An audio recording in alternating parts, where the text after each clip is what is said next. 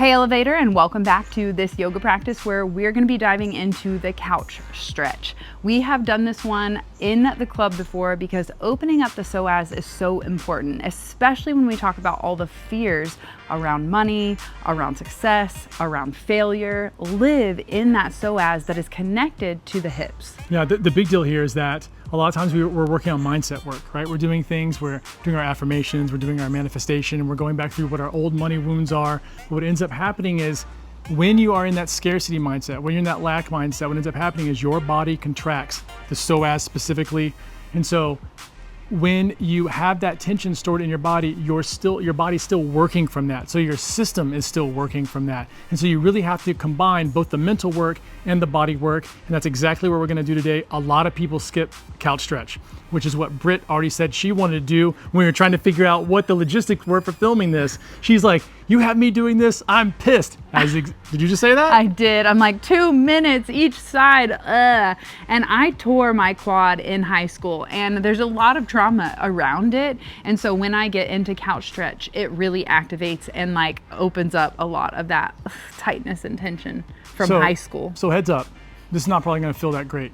It's just one of those kind of things where we're extremely tight. Most people can hardly get into this position. And we're gonna work it from 2 different angles on both sides for 2 minutes apiece. So 8 minutes total in work that Britt is about to do because she volunteered. I'm in it with you. I'm in it with you. So if it feels painful, know you're not alone. So this is couch stretch. What I want you to do, most importantly, is to breathe through all of this. If you're constantly in this tension mode, you've gone too far.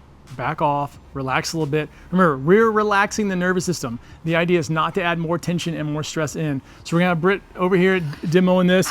You can do this in a chair. She's gonna demo in a chair. You can also be up against the wall. That's the way we've done this before. This is one of my top 3 stretches that I do all the time. This is so good if you drive a lot, so good if you sit a lot, so good if you're on tension a lot. How good this is, I literally can't find the words for it. We're gonna have Britt show you, get into this position. Please, please, please put this into your routine. I definitely recommend to add this at least every other day, if not daily. You will see huge, huge benefits by the end of the month. Huge. Yeah. Let's dive in. All right, so I'm gonna start a 2-minute timer. We've already got Britt in the position. You can see she's got her right leg back in the chair, right knee down in the chair, foot up. You're trying to have this shin be vertical if possible, and your butt kind of pressed up against it, right? And for the other leg, it's gonna be out here in front of you, and she's bracing herself just so she can stand up here, or she can be in the position here, and relaxing. The other thing that she could do is flex that right butt cheek a little bit if that's open for her. It's not. And she's just breathing. Yeah, she's just breathing right here, right? A lot of tension stored right here. A lot of tension stored in the quads, in the hip flexor, ton of tension. That's right, 35 seconds in. Remember, 2 minutes per spot. Relax, relax, breathe. It's okay to breathe. I'm telling you, sitting, standing, moving your body after doing this is going to feel completely different. This is like the revitalization exercise. I freaking love it. I freaking love it too. 1 minute down. But my thigh doesn't. If you were up against a wall here, and if this is was super hard to get into and you're up against a wall, you can put your hand on that knee that's sticking out, on that leg that's sticking out. You put your hand there and kind of hold yourself up a little bit. The idea is just to get into the position in the way that you can. You don't have to be exactly how Britt's sitting. If you can, that's excellent. She's kind of showing you end range. If you can get here, that's perfect. But if not, just back off a little bit. Whatever's right for you. 30 more seconds, you're doing great. Thanks, coach.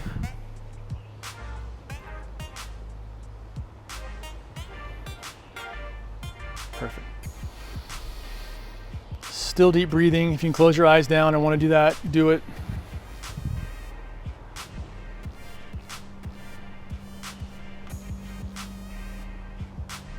And 3, 2, 1. You have 2 options here. You can either switch legs, which is the easier option, and we'll have Britt do that.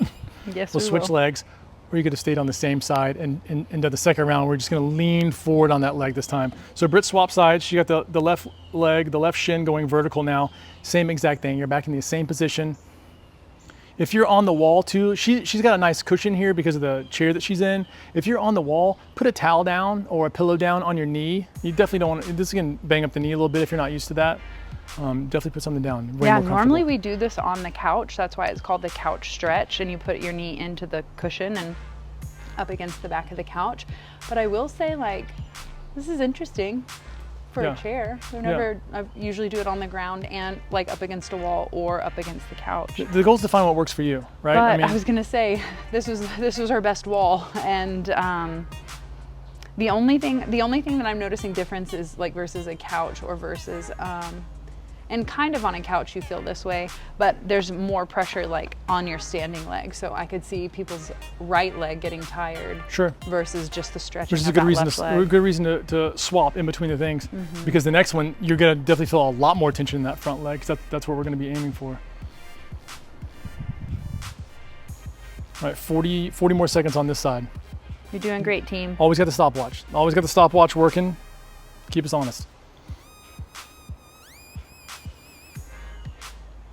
1, 2, 10. And the other thing that you can do here is if this is one of those positions that is pretty good for you, or you've been doing this for a while and you've got a little more advanced, this doesn't hit the same pain receptors, you can squeeze that butt cheek tight, and then release it, and then squeeze it tight, and then release it. I like to squeeze on the inhale, and then as I exhale, I like release that down a little bit. Sometimes I can open up the space a little more. All right, that is 2 minutes in. Let's swap sides. And then for this one, what I'm gonna have to do is, Britt's was full vertical on that back leg. Now what I'm gonna have her do is lean that out, like to put that front foot out a little bit and to stretch. There we go. So this will get even lower into that hip flexor here in the front of this hip.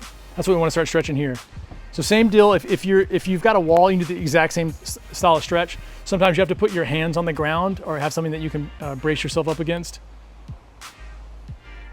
The people who are really, really flexible can take that like 45-degree angle that she has with that leg and can fully lay that leg onto the ground. I've never been that flexible. Well, Britt is. I kind of like this. I can rest a little easier. You can rest a little bit. So play around with this. Play around with what the angle of your torso is. If it's more forward like this, it's gonna be a little bit easier. The more vertical it is, sometimes a little more difficult. Play around. It's what your body needs, what your body feels. The importance is that you just breathe and give yourself time in these positions. It's time under tension for a while. Like all flexibility stuff is just gonna take a while. What's cool about this is that you should start noticing differences and benefits almost immediately. The next time that you do it should feel already much easier, much better into the position. And that's why you definitely don't want to go beyond your limits or press into pain, because once you pass that threshold, you can create real damage, and that recovery takes far longer than the patience it takes to slowly move through your flexibility. So as much as your mind wants to be like, I can go just a little bit further, I can do it, it's really never worth it in the long run. You're not really achieving anything other than injury and a bruised ego. Yeah. So this is a really great way to just accept where you are in your practice. 3, 2, 1, swap. Yeah, always slowly come out, same way you got in, slowly go in, shake it out if you need to. We've got 2 more minutes. Doing great, y'all, doing great. You can tell that the chair method is slightly easier than the wall, because if we were on the wall, I think Britt would be wincing way more. The wall is normally how I prefer it. I don't like doing it on the couch as much just because I don't get as much of a stretch, but I mean. Just depends on where you're at. Yeah, we've been doing this for 10 to 15 years now. Chris doesn't have a badonkadonk to get around, okay? No, teaspoon of booty. That's all I got. Again, as with all stretches, as with everything, it's what you need in the moment, what you feel is right for you in that moment, and however much you can give that day. Some days you may be able to, I'm gung-ho, I'm doing the contract relax with my butt cheeks, I'm really deep in the position, and the next day you do it, you may be like, you know what, I need to back off a little bit. Still same amount of time, but backing off. The body will for sure let you know. And for me, I either like to make my stretches very relaxing, or I like to make them just slightly challenging. It's gonna be between those two. 40 more seconds, y'all. Everybody's doing great. This is great. Way to go, team. And if you've been here with us the whole time, I really commend you because, like I said, people skip this. People skip this and it's so fantastic. This is one of those things, especially as we age, this is one of the most important. Full squat, this one, a couple shoulder movements, and you'll cover most things for your body. But the hips are huge, right? That booty cheek is getting sore. 10 more seconds, yeah. 10 more seconds, 5 more seconds. And 3, 2, 1, boom. 8 minutes down, 8 minutes of couch stretch. Woo. Both positions, 2 minutes each. Way to go, y'all. How are y'all feeling in those upper thighs? Yeah. Feels so good. Let us know how you enjoyed this practice below, and don't skip the couch stretch, even if it makes you wince like me. Let us know how you enjoyed it, and we'll catch you next time. Peace. Peace.